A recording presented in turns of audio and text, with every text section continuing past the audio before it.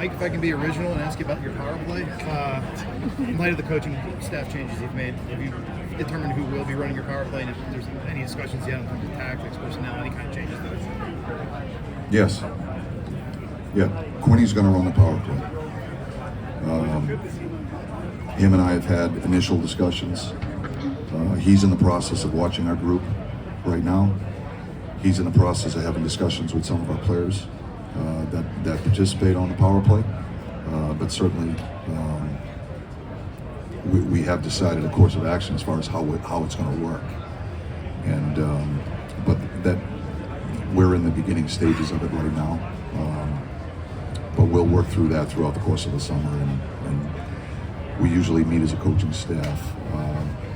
Usually it's in August, and we meet for about 4 days, and we go through a due diligence process, and that will be part of that process. We come out of those meetings, we essentially come out with all the details of how we're going to play, what we're going to change, things of that nature.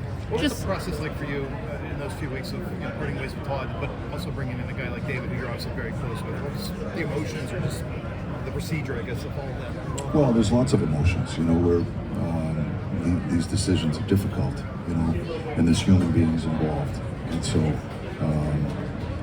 there were lots of emotions. What I will tell you is that Kyle and I went through a process when hiring the person for this position. Ultimately, we decided on Quinny, but we went through a pretty extensive process. We built a profile on what we were looking for in that person. We went out and put a list together on potentially who might best fit that profile, and then we went through an interview process and spoke to a number of different people before we made the decision on who we thought was best. And so we both feel comfortable with the process that we went through, and obviously it's no secret that Quinny and I have an established relationship, but I will tell you that's not the reason why the Pittsburgh Penguins hired him. We hired Quinny to be part of our coaching staff because I know he's going to make us a better staff. He's going to challenge our thinking as a coaching staff. He's a really good coach, and he's got an opportunity to have a positive impact on our group. That's why he was hired.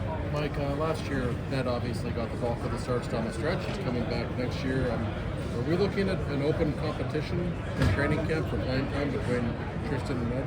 Or do you still view Tristan as the number one guy long term? Well, I think Tristan is a starting goaltender in the NHL. And Tristan is a high-quality goaltender. The tandem of those two guys last year for a significant part of the year was pretty solid. And so, I think when you look at a snapshot in time, for example, right at the very end when we're pushing to make the playoffs, I ultimately made a decision with the help of our coaching staff to go with a guy at the time that we thought gave us the best chance to win. We went with the hot hand, so to speak, right? And so, but that doesn't mean by any stretch, and I said this at the end of the season, that we think less of Tristan Jarry as a goaltender. He's a high-quality goaltender. He played a lot of good hockey for us last year. So ultimately, at the end of the day, we're in a business where performance dictates opportunity, and nobody's entitled to the position that they're in on any respective team in the league. That's the world that we all live in. That's pro sports. Performance matters, and so. And ultimately, performance will always be the dictator. Can you imagine what it was like meeting with him for 4 days in Minnesota? That's what it was like. Mike, who are the younger players you maybe expect to compete for a spot out of training camp? Well, I think it would be the guys that that you guys are all familiar with. I think we're excited about the opportunity with Pooski, for example. Our expectation is he takes another step. This offseason for him is really important. Jack St. Ivany is a guy that we were real excited about down the stretch with what we saw and how he performed. That he's got a great opportunity to make an impact and make our opening night roster. We're excited about his game. So there's another guy that potentially could could take that step. Ponomarov's a guy that I'm excited about watching and getting to know his game a little bit more. But I know our hockey operations staff was really excited about acquiring him, and so he's another young player that potentially could challenge for a roster spot coming out of training camp. Sam Poulin is a guy that we thought made good strides this past year. So he's another one. John Gruden was a guy that played solid games for us. So we feel like we've got a stable of young players that are starting to put themselves in the conversation of being NHL players. Mike, go ahead. Going back to the David Quinn hire, Erik Carlson had one of the best seasons of his career with him as his head coach. Are you hoping that hire will also have a very positive impact on Erik as well? I think his relationship with Carl certainly can't hurt. Carl had a great year that year when he played for Quinny in San Jose, and certainly they have a good relationship and an established relationship. But there's no doubt in my mind Quinny's going to build those relationships with our other guys as well. He'll build that relationship with Tanger also, and I think that's one of the strengths of Quinny's coaching acumen is his personal relationships, his ability to interact with the players. And he's a hard guy not to like, but he's a no-nonsense guy. He's a good coach. He's detail-oriented. Him and I have talked a lot of hockey over the years, on the golf course and other places. And I do believe in that he shares a very similar philosophy on how he sees the game and how we see the game. And so I think his relationship with Carl certainly will be helpful. I think his interpersonal skills will be great for the other guys as well. What was Quinn like in college, and is it true that you used his ID as your fake? Oh wow, how'd you know that? I said in an interview a couple years ago. He did? Yeah. Did he really? Yeah, did you? Yeah, that is a true story. Yeah? Never got caught? No, it was pretty good. It worked. Anyway, it was, we get people seem to think we look alike. I don't think we do, but a lot of people think we look alike. I don't know, maybe we do. And so anyway, it seemed to work.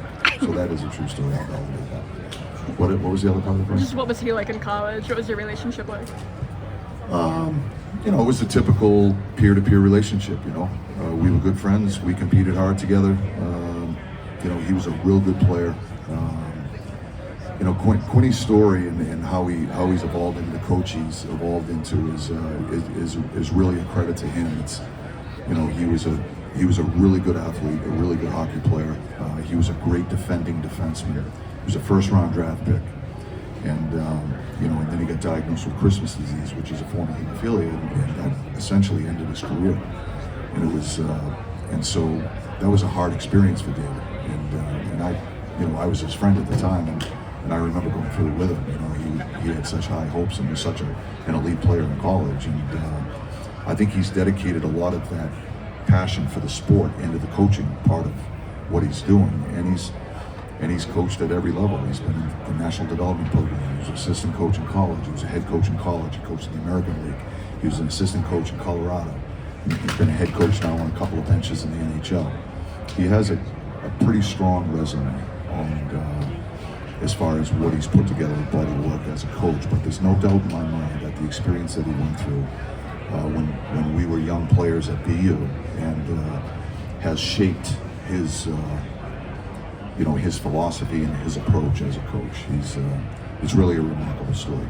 Mike, what do you and Kyle and the hockey operations team kind of hope to accomplish here over the next week or two to get you guys back to where you want to be back in the playoffs and doing it? So that's probably a better question for Kyle than it is for me, and I'm sure you'll speak to Kyle along the way here. But what I can tell you is that I know that there's a commitment to try to make our team as competitive as it can be, and it's hard because none of us have a crystal ball and where the opportunities might come from.